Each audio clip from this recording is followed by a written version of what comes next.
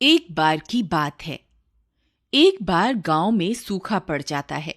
सभी गांव वालों की फसल बर्बाद हो जाती है। सब लोग बहुत परेशान हो जाते हैं कि अब क्या करें। अरे भाई भीमा, अब की बार तो बहुत ज्यादा सूखा पड़ गया। सारी फसल ही बर्बाद हो गई। मैं तो बहुत कर्जे में आ गया हूं।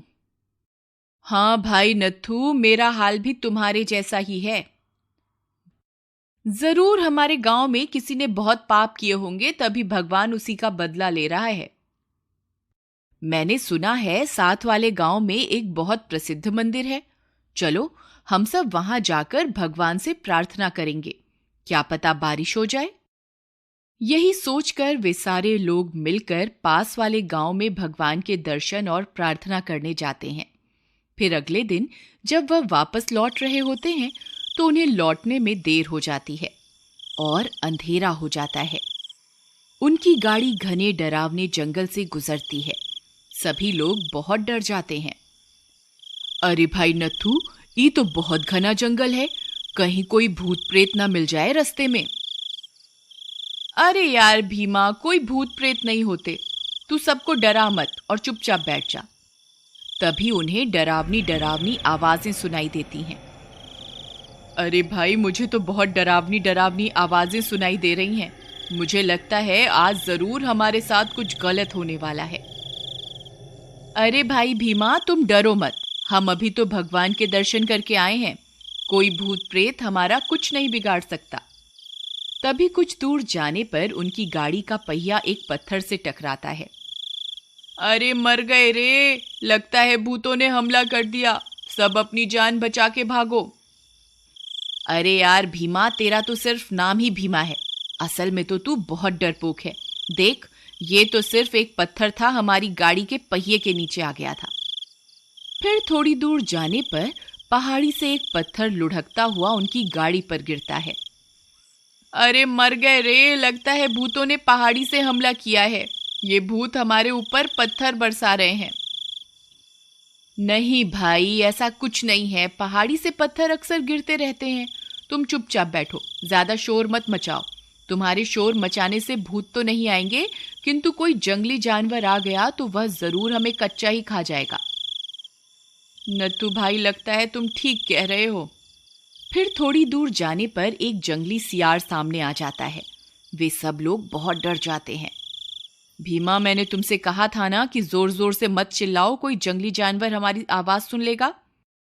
फिर वे सब लोग जोर जोर से चिल्लाना शुरू कर देते हैं ताकि सियार डर के मारे वहां से भाग जाए। हुर हुर हुर, ए सियार, चल भाग यहां से। चल जल्दी से भाग जा, नहीं तो हम सब मिलकर तुझे मार देंगे। सियार उनके चिल्लाने के डर से वहां से भाग जाता है। शुक्र है भगवान का, एक और मुसीबत टली।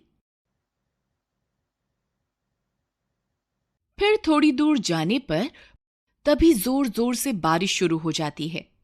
अरे वाह, लगता है भगवान ने हमारी सुन ली। देखा भीमा, मैंने कहा था ना, अगर हम भगवान से प्रार्थना करेंगे तो अवश्य ही बारिश कर देंगे। तभी एक बिजली कड़कती हुई उनकी गाड़ी के पास में आकर गिरती है। वे सब डर जाते हैं। भुवन भाई, बाल बाल बच गए। अगर ये बिजली हमारी गाड़ी पर गिर जाती तो सबका काम तमाम हो जाता। थोड़ी सी आगे बढ़ने पर फिर से कड़कती हुई बिजली उनकी गाड़ी के बिल्कुल नजदीक गिरती है। अरे मर गए रे, बाल बाल बच गए। भुवन भाई, लगता है भगवान कुछ ज्यादा ही प्रसन्न हो गए जो इतनी ज्यादा बारिश कर रहे हैं और साथ में कड़कती बिजली मुफ्त में बरसा रहे हैं। भीमा भाई, मुझे लगता है आज हमारे में से किसी की जिंदगी का आखिरी दिन है। तभी हर थोड़ी दूर जाने पर हमारे साथ कोई ना कोई हादसा हो रहा है। तभी एक और बिजली उनकी गाड़ी के पास आकर गिरती है। हे भगवान, मैंने तो कोई पाप नहीं किया, मुझे छोड़ दो। चाहे तो इन सबको अपने पास बुला लो। मुझे लगता है आज हम में से किसी की मौत पक्की है। अगर हमने उस व्यक्ति को इस गाड़ी से नहीं उतारा तो सबकी मौत पक्की है। भाई, तुम बात तो सही कह रहे हो, लेकिन ये कैसे पता चलेगा कि किसकी वजह से ये सब हो रहा है। एक काम करते हैं, सभी बारी बारी से उस गाड़ी से उतरेंगे और सामने जो पेड़ लगा है उसे हाथ लगाकर वापस आएंगे। अगर उसकी मौत पक्की होगी तो बिजली अवश्य ही उसके ऊपर गिरेगी और बाकी सब बच जाएंगे। ठीक है भाई, लेकिन पहले तुम जाओ, मैं बाद में आऊंगा। फिर वह आपस में तय करते हैं कि कौन पहले जाएगा और कौन बाद में। सबसे पहले भुवन जाता है। हे भगवान, मैंने तो जिंदगी में कोई पाप नहीं किया, कृपा करके मुझे छोड़ दो, मेरे ऊपर बिजली मत गिराना। अगर मैं बच गया तो 100 रुपए का प्रसाद चढ़ाऊंगा। भुवन डरता हुआ जाता है और पेड़ को हाथ लगाकर वापस आ जाता है। बच गया रे, मैं तो बच गया। शामू भाई जाओ, अब तुम्हारी बारी। भुवन भाई, तुमने भगवान को क्या बोला जो उन्होंने तुम पर बिजली नहीं गिराई? भाई, मैंने तो 100 रुपए का प्रसाद चढ़ाने का वादा किया है।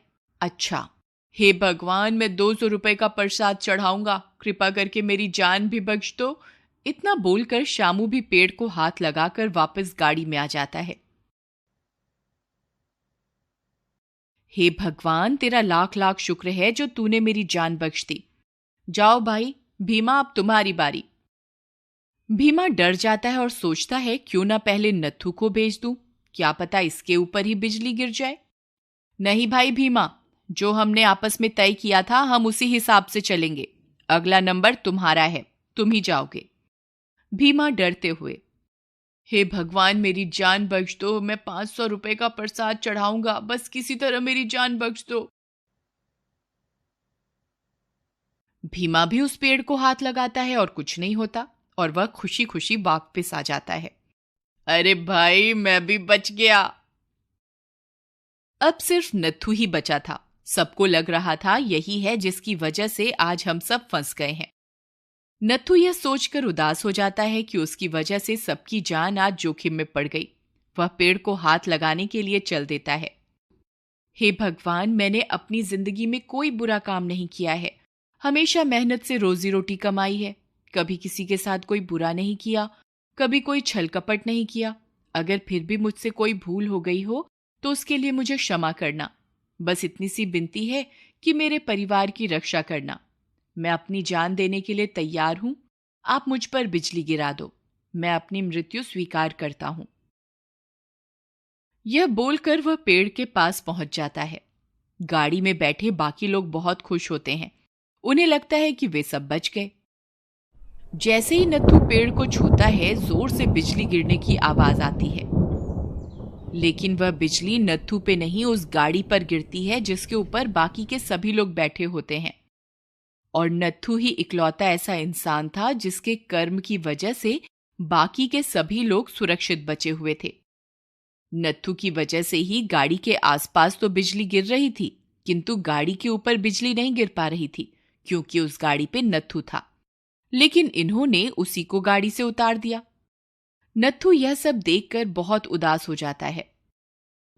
हे भगवान, अगर मैंने अपनी जिंदगी में कोई अच्छा काम किया है तो कृपा करके मेरे बाकी के दोस्तों को भी जीवन दान दे दीजिए भगवान। भगवान नत्थू की सच्ची श्रद्धा से प्रसन्न होकर उसके बाकी के सभी दोस्तों को जीवन दान दे देते हैं और कुछ ही पलों में वह सारे फिर से जिंदा हो जाते हैं। फिर वे सब लोग नत्थू से अपने किए की माफी मांगते हैं और अपने गांव की ओर चल देते हैं। जब वे गांव पहुंचते हैं तो देखते हैं कि उनके खेत फिर से हरे भरे हो चुके हैं। फिर वे सारे दोस्त आपस में मिलजुल कर रहने लगते हैं और वे सभी दोस्त नत्थू को अपनी अपनी जमीन में से कुछ हिस्सा देते हैं क्योंकि उसी की वजह से उनकी जान बची थी और नत्थू उस जमीन को गरीबों में बांट देता है। अक्सर चुनौतियों से, संघर्षों से हम डरते हैं, लेकिन संघर्ष ही तो हैं जो हमें और अधिक मजबूत करते हैं और जिंदगी की कठिनाइयों से लड़ने की हिम्मत देते हैं और हमें सक्षम बनाते हैं, कुछ भी कर पाने के और कुछ भी कर गुजरने के। इसलिए जिंदगी में कभी भी कोई चुनौती आई तो उसे घबराइए मत, बल्कि हंसकर उसका सामना कीजिए। ये कहानी कहीं ना कहीं अगर आपके दिल को छुए तो प्लीज लाइक जरूर कीजिएगा। Humanity should be our race, love should be our religion. Thanks for watching.